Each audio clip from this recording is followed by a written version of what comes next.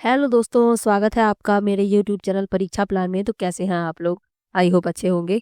तो जैसा कि आप लोगों को पता है कि रीट मेंस के लिए सामान्य विज्ञान में पढ़ा रही हूँ। पिछले वीडियो में मैंने जंतुओं में श्वसन के बारे में आपको पढ़ाया था। ये आपका पूरा एक टॉपिक है, जंतुओं में श्वसन एवं परिवहन। तो जंतुओं में श्वसन के बारे में मैं पढ़ा चुकी हूँ। आज जंतुओं में परिवहन के बारे में मैं पढ़ाऊंगी। बड़ा टॉपिक था, इसलिए मैंने 2 पार्ट में करवा दिया, क्योंकि बहुत बड़ा जब वीडियो हो जाता है तो आप लोगों को वीडियो देखने में भी परेशानी होती है। तो छोटे छोटे 2 वीडियो मैंने इसीलिए बना दिए ताकि आप लोग आसानी से इस टॉपिक को समझ पाएं। तो चलिए वीडियो को शुरू करते हैं। वीडियो देखने के बाद यदि आपको अच्छा लगे, हेल्पफुल लगे, तो वीडियो को लाइक और शेयर कीजिएगा। और यदि आप चैनल पर नए हैं तो चैनल को सब्सक्राइब कर लीजिए। इसके बाद आपका एक टॉपिक और बचता है, वो कंप्लीट होने के बाद आपका सामान्य विज्ञान कंप्लीट हो जाएगा। तो चलिए शुरू करते हैं आज के वीडियो को।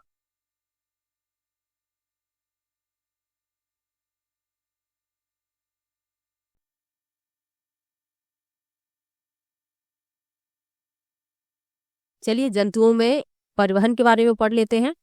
आपके में जंतुओं में परिवहन के बारे में पूछा गया है। पादप में परिवहन यदि नहीं भी पढ़ते हैं तो भी कोई जरूरत नहीं है। तो चलिए जंतुओं में परिवहन के बारे में पढ़ लेते हैं। आप जानते हैं कि सभी जीवों को जीवित रहने के लिए भोजन, जल, ऑक्सीजन की आवश्यकता होती है। उन्हें इन सभी पदार्थों को अपने शरीर के विभिन्न अंगों तक पहुंचाना होता है। साथ ही जंतुओं को उन में उत्पन्न अपशिष्ट पदार्थों का परिवहन उस स्थान तक करना होता है जहां से उन्हें बाहर निकाला जा सके। क्या आप जानते हैं कि यह सब कैसे संभव होता है? चित्र को देखिए। क्या आपको हृदय और रक्त वाहिनियां दिखाई दे रही हैं? हृदय और रक्त वाहिनियां संयुक्त रूप से हमारे शरीर का परिसंचरण तंत्र बनाते हैं। इस अध्याय में हम पादप और जंतुओं में पदार्थों के परिवहन के बारे में अध्ययन करेंगे। तो कैसे परिवहन होता है इसके बारे में बताया गया है। यहाँ आप देख सकते हैं हृदय दिखाया गया है, आपका मनुष्य का, सॉरी, आपका, हमारा, सभी का इस चित्र में आप देख सकते हैं। ये हृदय है,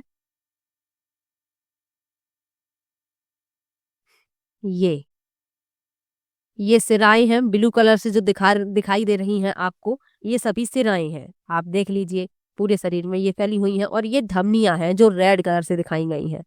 इन सब के बारे में आप नीचे जानेंगे कि ये सिराएं हैं, इनका क्या कार्य है और धमनियों का क्या कार्य है। लिखा है परिसंचरण तंत्र। सबसे पहले परिसंचरण तंत्र के बारे में जानते हैं।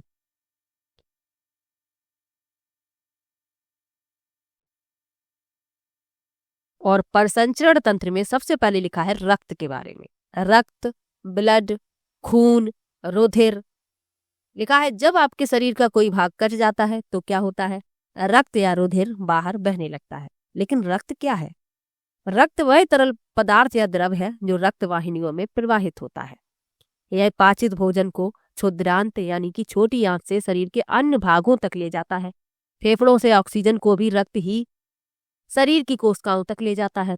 रक्त शरीर में से अपशिष्ट पदार्थों को बाहर निकालने के लिए उनका परिवहन करता है। रक्त विभिन्न पदार्थों को किस प्रकार ले जाता है? यानी ये सभी कार्य रक्त करता है, लेकिन कैसे करता है? रक्त एक तरल से बना है जिसे प्लाज्मा कहते हैं, जिसमें विभिन्न प्रकार की कोशिकाएं निलंबित रहती हैं। रक्त जो है एक तरल है जिसे कहा जाता है, एक तरल से बना होता है जिसे कहा जाता है प्लाज्मा। और इसमें विभिन्न प्रकार की कोशिकाएं निलंबित होती हैं। चलिए आगे बढ़ते हैं।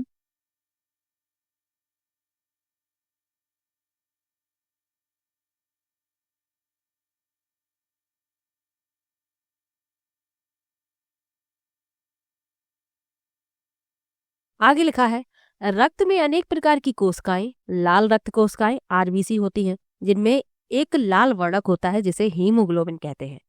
हीमोग्लोबिन ऑक्सीजन को अपने साथ संयुक्त करके शरीर के सभी अंगों में और अंततः सभी कोशिकाओं तक परिवहन करता है। हीमोग्लोबिन की कमी होने पर शरीर की सभी कोशिकाओं को कुशलतापूर्वक ऑक्सीजन प्रदान करना कठिन हो जाता है। हीमोग्लोबिन की उपस्थिति के कारण ही रक्त का रंग लाल होता है।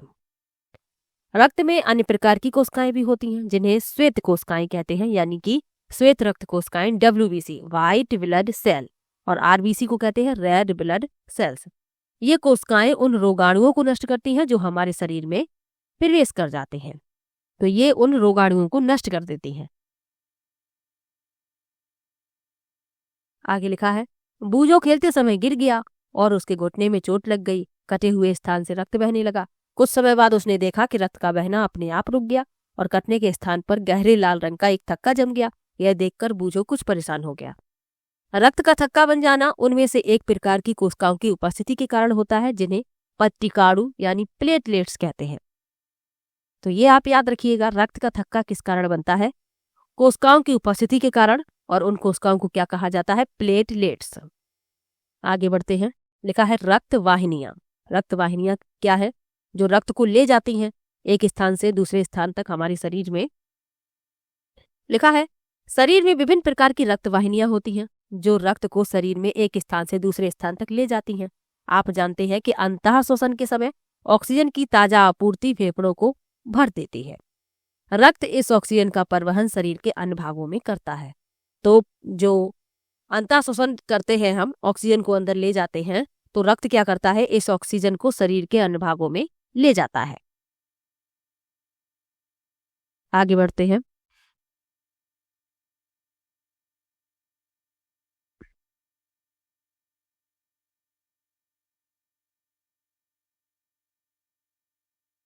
साथ ही रक्त कोशिकाओं में कार्बन डाइऑक्साइड सहित अपशिष्ट पदार्थों को ले लेता है। यानी रक्त जो है ऑक्सीजन को प्रत्येक भाग में पहुंचा देता है, और जो रक्त कोशिकाएं होती हैं उनमें कार्बन डाइऑक्साइड और अन्य अपशिष्ट पदार्थ होते हैं, उनको ले लेता है।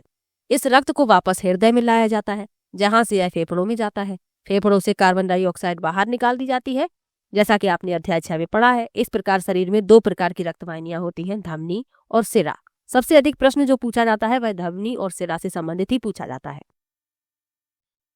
लेकिन आप लोग परेशान मत होइए, आपका सामान्य विज्ञान है। आपके एग्जाम में यदि क्वेश्चन पूछा भी जाएगा तो ज्यादा डीपली क्वेश्चन नहीं पूछा जाएगा, लेकिन आपको पढ़ना पूरा ही है। लिखा है धमनियां हृदय से ऑक्सीजन समृद्ध रक्त को शरीर के सभी भागों में ले जाती हैं। यानी जो धमनियां होती हैं इनमें ऑक्सीजन समृद्ध रक्त होता है, यानी शुद्ध रक्त होता है, और ये शरीर के सभी भागों तक ले जाया जाता है। क्योंकि रक्त प्रवाह तेजी से और अधिक दाब पर होता है, अतः धमनियों की भित्तियां मोटी और प्रत्यास्थ होती हैं। क्योंकि रक्त का प्रवाह कैसा होता है? तेज और अधिक दाब पर होता है। तो धमनियों की भित्ति कैसी होती है? मोटी और प्रत्यास्थ। आइए हम धमनियों से रक्त प्रवाह का अनुभव करने के लिए एक क्रियाकलाप करते हैं। एक क्रियाकलाप लिखा हुआ है जो बचपन में सभी करते हैं और सभी ने इसको महसूस भी किया है, अभी भी आप कर सकते हैं महसूस। चलिए, क्रियाकलाप पढ़ना जरूरी है। अपने दाहिने हाथ की मध्य और तर्जनी उंगली को अपनी बाईं कलाई के भीतरे भाग पर रखिए। क्या आपको कोई स्पंदन गति महसूस होती है? धक धक की गति आपको महसूस होगी। यह स्पंदन क्यों होता है? यह स्पंदन नाड़ी स्पंद कहलाता है, यानी नब्ज कहलाता है, और यह धमनियों में प्रवाहित हो रहे रक्त के कारण होता है। देखिए 1 मिनट में कितनी बार स्पंदन होता है। पहले क्या होता था, जब हम डॉक्टर को दिखाने जाते थे तो डॉक्टर हाथ ही देखते थे, ये नाड़ी देखते थे, नब्ज देखते थे। लेकिन अब बहुत ही कम ऐसे डॉक्टर हैं जो आपका हाथ पकड़कर आपकी नब्ज चेक करें। तो 1 मिनट में कितनी बार स्पंदन होता है ये बताना है। इस तरीके से आप अनुभव कर सकते हैं जैसा कि चित्र में दिखाया गया है। आगे बढ़ते हैं। आपने कितने नाड़ी स्पंद गिने?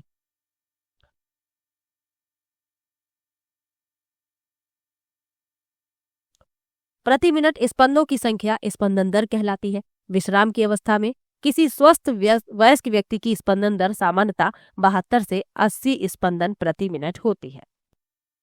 यानी व्यक्ति विश्राम की अवस्था में है, स्वस्थ है, तो उसकी स्पंदन दर कितनी होगी? 72 से 80। अपने शरीर में अन्य ऐसे भागों का पता लगाइए जहां आप नाड़ी स्पंदन को अनुभव कर सकते हैं। आगे लिखा है वे रक्त वाहिनियां जो कार्बन डाइऑक्साइड समृद्ध रक्त को शरीर के सभी भागों से वापस हृदय में ले आती हैं, यानी जिनमें अशुद्ध रक्त होता है, वे सिराएं कहलाती हैं। धमनियों में ऑक्सीजन समृद्ध रक्त होता है और सिराओं में कार्बन डाइऑक्साइड समृद्ध। सिराओं की भित्तियां अपेक्षाकृत पतली होती हैं। सिराओं में ऐसे वाल्व होते हैं जो रक्त को केवल हृदय की ओर ही प्रवाहित होने देते हैं। यानी जो सिराएं होती हैं उनमें जो रक्त होता है वह केवल हृदय की ओर ही प्रवाहित होता है। चित्र के माध्यम से भी समझाया जा रहा है।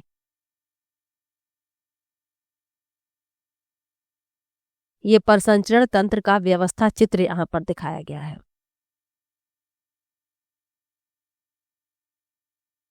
ये हैं धमनियां। ये इस तरफ जो दिखाई गई हैं, ब्लू कलर से दिखाते हैं आपको। ये धमनियां हैं, ये केशिकाएं हैं, ये सिराएं हैं, ये फुफ्फुस सिरा दिखाया गया है इस तरफ। ये फुफ्फुस सिरा ये है, ये फुफ्फुस धमनी है, और ये फेफड़े दिखाए गए हैं। तो धमनी में होता है शुद्ध रक्त ऑक्सीजन समृद्ध, और सिराओं में होता है कार्बन डाइऑक्साइड समृद्ध।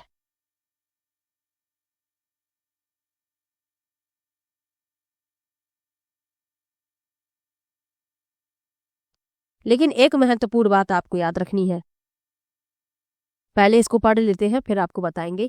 क्या आपको धमनियां अन्य छोटी छोटी वाहिनियों में विभाजित होती दिखाई दी?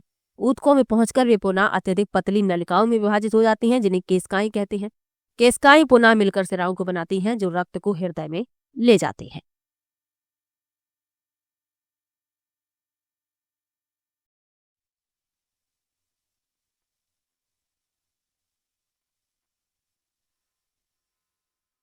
अब आपको अभी बताया कि जो धमनियां होती हैं ये ऑक्सीजन समृद्ध रक्त को ले जाती हैं, सिराएं कार्बन डाइऑक्साइड समृद्ध रक्त को ले जाती हैं।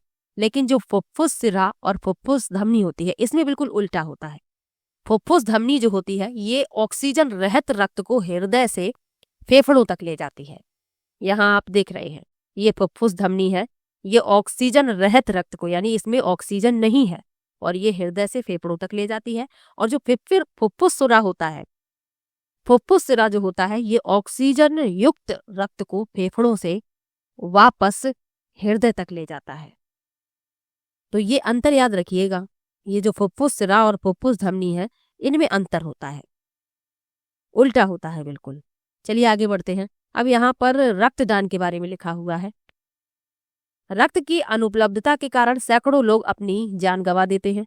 स्वेच्छा से किया गया रक्तदान हानि रहित व दर्द रहित होता है, कई अनमोल जानें बचा सकता है। रक्तदान अस्पतालों में सरकार द्वारा अधिग्रहित जगहों पर ही किया जाना चाहिए। दान किया गया रक्त ब्लड बैंकों में विशेष देखभाल में रखा जाता है। चलिए आगे बढ़ते हैं।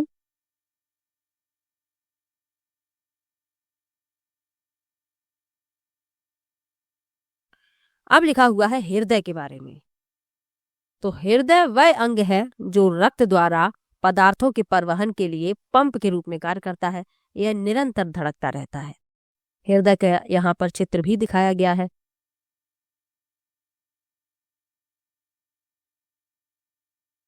आगे लिखा है, एक ऐसे पंप की कल्पना कीजिए जो वर्षों तक बिना रुके कार्य करता रहता है। यह बिल्कुल असंभव प्रतीत होता है, फिर भी हमारा हृदय जीवन पर्यंत बिना रुके रक्त को पंप करने का कार्य करता रहता है। आइए हम हृदय के बारे में कुछ जानकारी प्राप्त करें। लिखा है, हृदय वक्ष गुहा में स्थित होता है, जिसका निचला सिरा थोड़ी बाईं ओर झुका रहता है। अपनी अंगुलियों को भीतर की ओर मोड़कर मुट्ठी बना लीजिए। आपके हृदय का आमाप लगभग आपकी मुट्ठी के बराबर होता है, यानी जितनी आपकी मुट्ठी होती है इतना बड़ा ही आपका हृदय है। जरा सोचिए, यदि हृदय में कार्बन डाइऑक्साइड और ऑक्सीजन से समृद्ध रक्त परस्पर मिल जाए तो क्या होगा। ऐसी स्थिति उत्पन्न न होने देने के लिए हृदय 4 कक्षों में बटा होता है। ऊपरी 2 कक्ष अलिंद कहलाते हैं, निचले 2 कक्ष निलय कहलाते हैं। कक्षों के बीच का विभाजन दीवार ऑक्सीजन समृद्ध रक्त और कार्बन डाइऑक्साइड से समृद्ध रक्त को परस्पर मिलने नहीं देती। तो पूरी व्यवस्था है, ऐसा बिल्कुल भी नहीं हो सकता कि ऑक्सीजन से समृद्ध रक्त और कार्बन डाइऑक्साइड से समृद्ध रक्त मिल जाए, क्योंकि हृदय 4 कक्षों में बटा हुआ है। ऊपर के 2 कक्ष अलिंद है, नीचे के 2 कक्ष निलय है। कक्षों के बीच की जो विभाजन दीवार है ये ऑक्सीजन समृद्ध रक्त और कार्बन डाई से समृद्ध रक्त को परस्पर मिलने नहीं देती। परिसंचरण तंत्र की कार्यविधि को समझने के लिए चित्र में हृदय की दाईं ओर से आरंभ करते हुए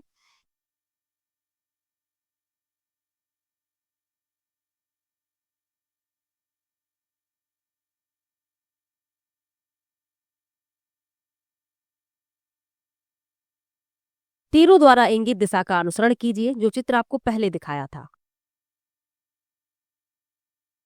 इस चित्र में तीरों द्वारा हृदय से फेफड़ों और वापस हृदय में रक्त के प्रवाह की दिशा दिखाई गई है, जहां से वह शेष शरीर में पंप होता है। अब यहाँ पर इस चित्र की बात हो रही है। ये परिसंचरण तंत्र का व्यवस्था चित्र है जो आपको अभी दिखाया था, और इसमें यहाँ से दाईं तरफ से शुरू करते हुए इस तरीके से ब्लड जो रक्त है उसकी दिशा रहती है, और इसी तरीके से ये हृदय से धमनियों द्वारा शरीर के अन्य भागों तक पहुंचाया जाता है और शिराएं जो हैं अशुद्ध रक्त जो होता है उसे हृदय में ले जाती हैं।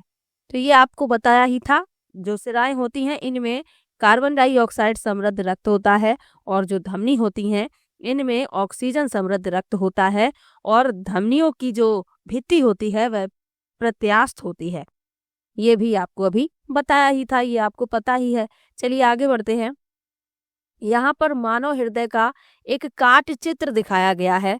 थोड़ा सा छोटा करते हैं तो आपको पूरा दिखाई देगा। ये इस तरीके से यहाँ आप देख सकते हैं, ये नामांकित चित्र है, सभी का नाम इसमें लिखा हुआ है। ये महाधमनी है, ये महाशिरा है, ये दायां अलिंद है, ये बायां अलिंद है। ये कच्छों के बीच इस दीवार के द्वारा आपको मैं ग्रीन कलर से दिखाती हूँ। ये जो दीवार आप देख रहे हैं ये कच्छों के बीच की विभाजन दीवार है। इसी के द्वारा ये कच्छ हैं, ये बटे हुए हैं। ये दायां निलय यहाँ पर दिखाया गया है, ये बायां निलय यहाँ पर दिखाया गया है। तो ये मानव हृदय का काट चित्र यहाँ पर दिखाया गया है।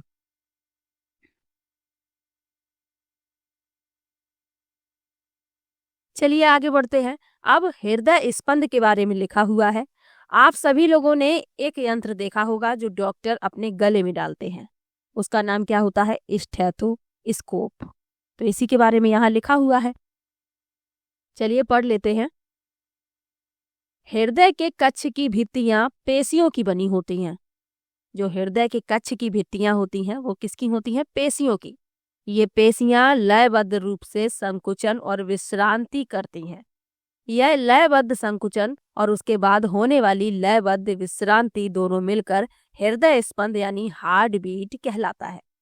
याद रखिए, हृदय का स्पंदन जीवन के हर क्षण होता रहता है। आप सो रहे हैं, आप कोई कार्य कर रहे हैं, आप चल रहे हैं, उठ रहे हैं, बैठ रहे हैं, लेकिन आपकी जो हृदय गति है, हार्ट बीट है, वो हमेशा ही चलती रहती है। यानी जो हृदय स्पंद है ये जीवन के हर क्षण होता रहता है। यदि आप अपने वक्ष की बाईं तरफ हाथ रखें तो अपने हृदय स्पंदों को यानी धड़कन को महसूस कर सकते हैं। चिकित्सक आपके हृदय स्पंद को मापने के लिए स्टेथोस्कोप नामक यंत्र का प्रयोग करते हैं। तो यदि आपसे पूछ लिया जाए कि हृदय स्पंद मापने के लिए किस यंत्र का प्रयोग किया जाता है, तो स्टेथोस्कोप का। ये वाला जो पार्ट होता है ये चेस्ट पीस है, ये ट्यूब लगा होता है और ये स्रोत का होता है, ये डॉक्टर अपने कान में लगाता है। और ये वाला जो है ये चेस्ट पीस है, इसके द्वारा ही धड़कन इसमें सुनाई देती है, इसमें जो ये कान में लगाए जाते हैं। तो आप सभी लोगों ने इसे देखा होगा, जब भी आप डॉक्टर के पास जाते हैं तो डॉक्टर इसे अपने गले में डाल के रखते हैं। चलिए आगे बढ़ते हैं। अब यहाँ पर एक स्टेथोस्कोप बनाने के लिए बताया गया है, तो इसकी पढ़ने की हमें जरूरत नहीं है। चलिए आगे बढ़ते हैं।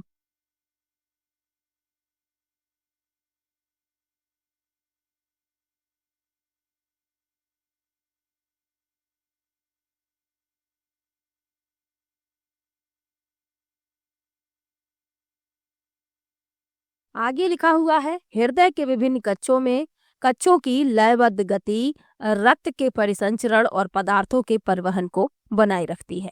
यानी हृदय के विभिन्न कक्षों की जो लयबद्ध गति होती है वह रक्त के परिसंचरण और पदार्थों के परिवहन को बनाए रखती है। ये आपको याद रखना है। अब यहाँ एक महत्वपूर्ण तथ्य लिखा हुआ है, क्या लिखा है? रक्त परिसंचरण की खोज विलियम हार्वे नामक एक चिकित्सक ने की थी। और ये प्रश्न पूछ लिया जाता है कि रक्त परिसंचरण की खोज किसने की, तो याद रखिएगा विलियम हार्वे। ये अंग्रेज थे। उन दिनों यह मान्यता थी कि रक्त शरीर की वाहिनियों में दोलन करता है, ऐसी मान्यता थी। इस मत के लिए हार्वे का उपहास किया गया। उन्हें परिसंचारी कहा जाता था, सर्कुलेटर कहा जाता था। उनके अधिकांश रोगियों ने उनसे उपचार कराना बंद कर दिया। तथापि हार्वे की मृत्यु से पहले परिसंचरण के बारे में उनके विचार को जीव विज्ञानी तथ्य के रूप में मान्यता मिल गई थी। यानी जब उन्होंने इस तथ्य की खोज की तो लोग उनका उपहास करते थे, और अक्सर ऐसा ही होता है। जब कोई व्यक्ति कुछ सत्य बताता है तो लोग उसका उपहास करते हैं, लेकिन बाद में क्या हुआ, उनकी मृत्यु से पहले ही इस तथ्य को मान्यता मिल गई थी। तो आपको इतना याद रखना है कि रक्त परिसंचरण की खोज किसने की? विलियम हार्वे ने। चलिए आगे बढ़ते हैं। आगे लिखा है बूझो जानना चाहता है। तो बूझो कौन है? यहाँ पर दो बच्चे इस एनसीईआरटी में दर्शाए गए हैं, एक बूझो एक पहेली, जो प्रश्न करते रहते हैं। तो ये उसी का नाम है। लिखा है बूझो जानना चाहता है कि क्या स्पंज और हाइड्रा में भी रक्त होता है? स्पंजों और हाइड्रा जैसे जंतुओं में कोई परिसंचरण तंत्र नहीं पाया जाता। जिस जल में वे रहते हैं वही उनके शरीर में प्रवेश करके उनके भोजन और ऑक्सीजन की आपूर्ति कर देता है। जब जल बाहर निकलता है तो वह अपने साथ कार्बन डाइऑक्साइड और अपशिष्ट पदार्थों को ले जाता है। अतः उन्हें परिसंचरण हेतु रक्त के समान तरल की आवश्यकता नहीं होती। यानी जो स्पंज और हाइड्रा होते हैं इनमें कोई परिसंचरण तंत्र नहीं होता है और इनमें रक्त भी नहीं होता है। जिस जल में ये रहते हैं वही उनके शरीर में प्रवेश करता है, भोजन और ऑक्सीजन की आपूर्ति कर देता है और जब जल बाहर निकलता है तो अपने साथ कार्बन डाइऑक्साइड और अपशिष्ट पदार्थों को ले आता है। तो उन्हें परिसंचरण हेतु रक्त के समान तरल की आवश्यकता नहीं होती है। आइए अब हम शरीर द्वारा कार्बन डाइऑक्साइड के अतिरिक्त अन्य अपशिष्ट पदार्थों की निकासी के विषय में अध्ययन करें। यानी कि हमारे शरीर से अपशिष्ट पदार्थ जो बाहर निकलते हैं वो किस तरीके से निकलते हैं, उनका निकास कैसे होता है, इसके बारे में लिखा है। तो इसे कहा जाता है उत्सर्जन। तो यहाँ पर इसी के बारे में बताया जा रहा है, जंतुओं में उत्सर्जन। लिखा है आपको याद होगा कि शरीर में अपशिष्ट पदार्थ के रूप में उत्पन्न कार्बन डाइऑक्साइड फेफड़ों द्वारा किस प्रकार उच्छ्वसन के प्रक्रम के दौरान शरीर से बाहर निकल जाती है। यह आपको श्वसन वाले लेसन में पढ़ाया था कि जो कार्बन डाइऑक्साइड होती है, ऑक्सीजन हम ग्रहण करते हैं और कार्बन डाइऑक्साइड को बाहर छोड़ते हैं। आगे लिखा है यह भी ध्यान रखिए कि अपाचित भोजन बहिक्षेपण प्रक्रम द्वारा मल के रूप में शरीर से बाहर निकाल दिया जाता है। आइए अब हम यह मालूम करें कि अन्य अपशिष्ट पदार्थ शरीर द्वारा कैसे बाहर निकाले जाते हैं। आपके मन में यह प्रश्न उठ सकता है कि आखिर ये अपशिष्ट पदार्थ आते कहाँ से हैं।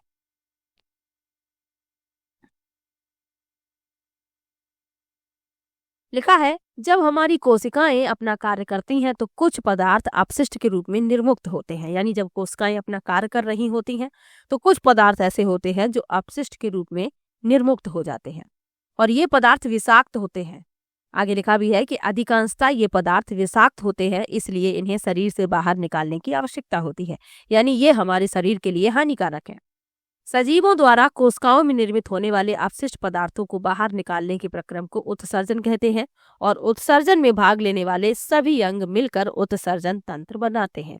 यानी जितने भी अंग उत्सर्जन में भाग लेते हैं ये सभी मिलकर एक तंत्र का निर्माण करते हैं जिसे उत्सर्जन तंत्र कहा जाता है। अब मानव उत्सर्जन तंत्र के बारे में लिखा है, चलिए पढ़ लेते हैं।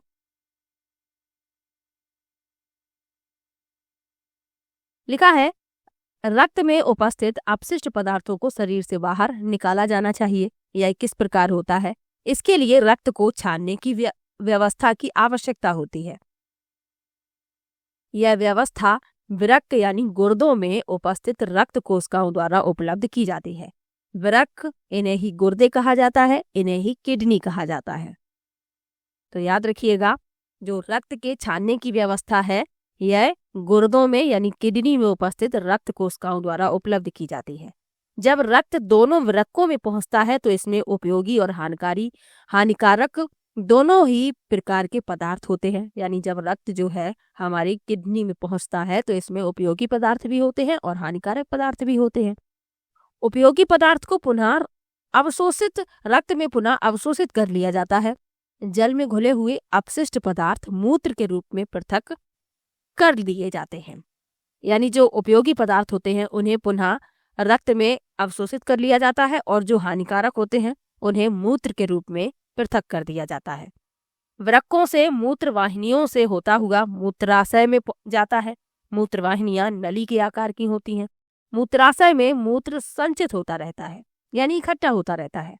मूत्राशय इससे एक पेशी नली जुड़ी होती है जिसे मूत्र मार्ग कहते हैं।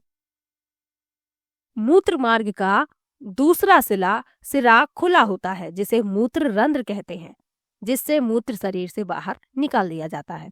वृक्क, मूत्रवाहिनियां, मूत्राशय और मूत्र मार्ग सम्मिलित रूप से उत्सर्जन तंत्र बनाते हैं। अब यदि आपसे पूछ लिया जाए कि उत्सर्जन तंत्र कौन से अंग मिलकर बनाते हैं, तो आपको याद रखना है वृक्क यानी गुर्दे, मूत्र वाहिनियां, मूत्राशय, मूत्र मार्ग।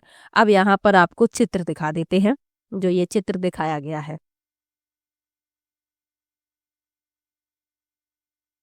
ये है वृक्क यानी ये हमारी किडनी है। ये जो आप देख रहे हैं ये किडनी है, वृक्क कहते हैं जिन्हें। और ये मूत्र वाहिनी है, ये जो आप नली जैसी देख रहे हैं ये क्या है, मूत्र वाहिनी। आगे देखते हैं, ये मूत्राशय है जहां पर मूत्र इकट्ठा हो जाता है। ये मूत्र रंध्र है और ये मूत्र मार्ग है। ये तो ध्यान रखिएगा, आपको जानकारी होनी चाहिए, आपके में टॉपिक है तो आपको पढ़ाना भी जरूरी है। चलिए आगे बढ़ते हैं।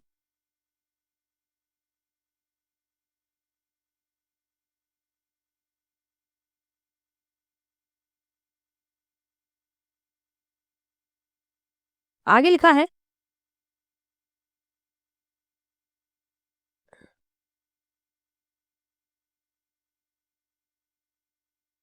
कोई वयस्क व्यक्ति सामान्यतः 24 घंटे में 1 से 1.8 लीटर मूत्र करता है।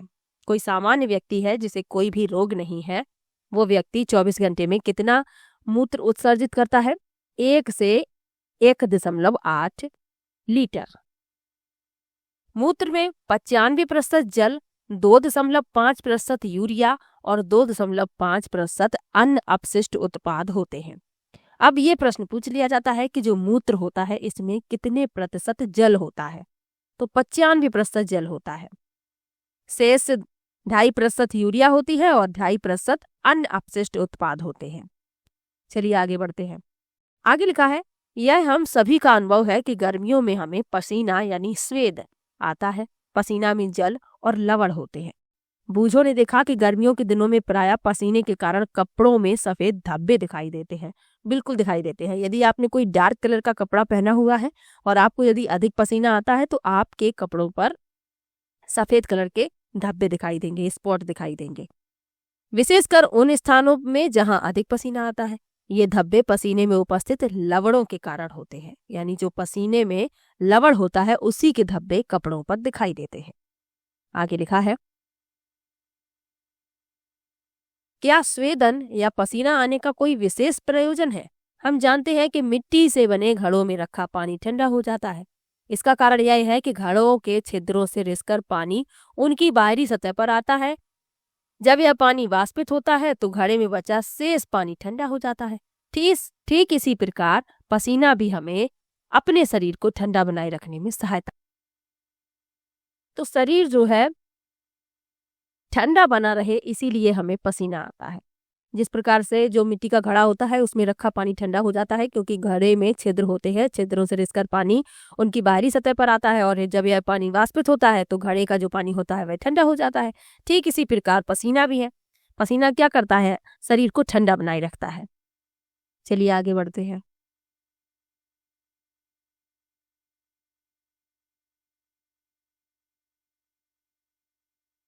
यहाँ पर एक महत्वपूर्ण तथ्य लिखा हुआ है जिसे पढ़ना बहुत जरूरी है। क्या लिखा है? कभी कभी किसी व्यक्ति के वृक्क काम करना बंद कर देते हैं, यानी कभी कभी क्या होता है, किसी व्यक्ति की किडनी खराब हो जाती है। ऐसा किसी संक्रमण अथवा चोट के कारण हो सकता है। वृक्क के अक्रिय हो जाने की स्थिति में रक्त में अपशिष्ट पदार्थों की मात्रा बढ़ जाती है। ऐसे व्यक्ति की अधिक दिनों तक जीवित रहने की संभावना कम हो जाती है। तथापि यदि कृत्रिम वृक्क द्वारा रक्त को नियमित रूप से छानकर उसमें से अपशिष्ट पदार्थों को हटा दिया जाए तो उनके जीवन काल में वृद्धि संभव है। इस प्रकार रक्त छानन की विधि अपोहन यानी डायलिसिस कहलाती है। डायलिसिस के बारे में आप लोग जानते होंगे। तो डायलिसिस क्या है? कृत्रिम वृक्क द्वारा रक्त को छाना जाता है और उससे अपशिष्ट पदार्थ जो होते हैं उन्हें हटा दिया जाता है। तो यही विधि क्या कहलाती है? रक्त के छनन की विधि डायलिसिस यानी अपोहन।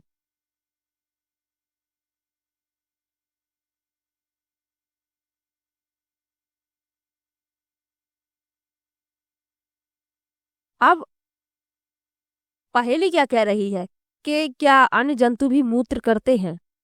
तो बिल्कुल मूत्र करते हैं, सभी जंतु करते हैं। इसके बारे में लिखा हुआ है कि जंतुओं के शरीर से अपशिष्ट रसायनों के निष्कासन की विधि जल की उपलब्धता पर निर्भर करती है। मछली जैसे जलीय जंतु कोशिका के अपशिष्ट उत्पादों को अमोनिया के रूप में उत्सर्जित करते हैं, जो सीधे जल में घुल जाती है। अब मछली जल से बाहर निकलकर टॉयलेट करने तो नहीं आएगी, वो तो जल में ही रहती है। तो यही लिखा हुआ है कि मछली जैसे जो जलीय जंतु होते हैं कोशिका के अपशिष्ट उत्पादों को अमोनिया के रूप में उत्सर्जित करते हैं, जो सीधे जल में घुल जाती है।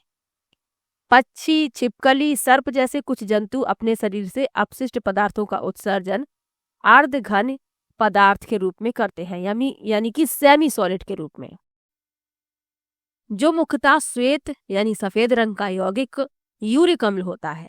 मानव द्वारा उत्सर्जित अपशिष्ट पदार्थों में यूरिया प्रमुख है, यानी जो मानव अपशिष्ट पदार्थों को उत्सर्जित करता है उसमें यूरिया प्रमुख होती है, ये आपको याद रखना है। बाकी सभी जीव जंतु अपने शरीर से अपशिष्ट पदार्थों का उत्सर्जन करते हैं।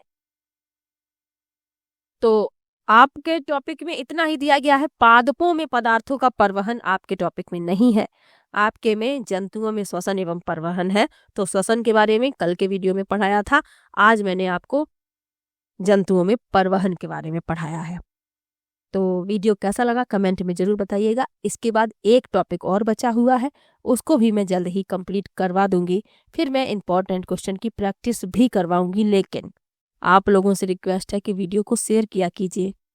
आप लोग व्यू देखते होंगे, कितने कम व्यू आते हैं, फिर भी मैं आप लोगों के लिए वीडियो लेकर आती हूँ, ताकि जो कुछ लोग जुड़े हुए हैं कम से कम उनका नुकसान मेरे वजह से ना हो। अब उन लोगों ने मुझे पर विश्वास करके मेरा चैनल सब्सक्राइब किया हुआ है, तो इसीलिए मैं उन लोगों के लिए वीडियो लेकर आती हूँ। लेकिन आप लोगों से ये रिक्वेस्ट भी है कि आप वीडियो को शेयर किया कीजिए। आप लोग शेयर करते हैं, मोटिवेशन मिलता है, वो वीडियो बनाने का मन भी होता है। और मैं यदि प्रॉमिस करती हूँ तो मैं उसे पूरा भी करती हूँ। मैंने सामान्य विज्ञान पढ़ाने के लिए कहा था, मैंने कंप्लीट करवा दिया। मैंने आपका राजस्थान का इतिहास, भूगोल, कला एवं संस्कृति वाला जो पार्ट है उसको भी मैंने कंप्लीट करवाया। मैंने कहा था कि जो राजस्थान बोर्ड की किताबें हैं उनसे मैं आपको पढ़ाऊंगी, 6 to 12 पढ़ाऊंगी, जो SST की किताबें चलती हैं, और मैंने पूरा पढ़ाया है, एक भी लेसन नहीं छोड़ा। उसके बाद मैंने इंपॉर्टेंट क्वेश्चन की प्रैक्टिस भी करवाई। तो आप लोगों का भी तो कुछ कर्तव्य बनता है, तो इतना तो आप मेरे लिए कर ही सकते हैं। तो चलिए मिलते हैं नेक्स्ट वीडियो में। वीडियो कैसा लगा कमेंट में जरूर बताइएगा। वीडियो को लाइक कीजिए, शेयर कीजिए और चैनल को सब्सक्राइब कर लीजिए। मिलते हैं नेक्स्ट वीडियो में, तब तक के लिए बाय बाय।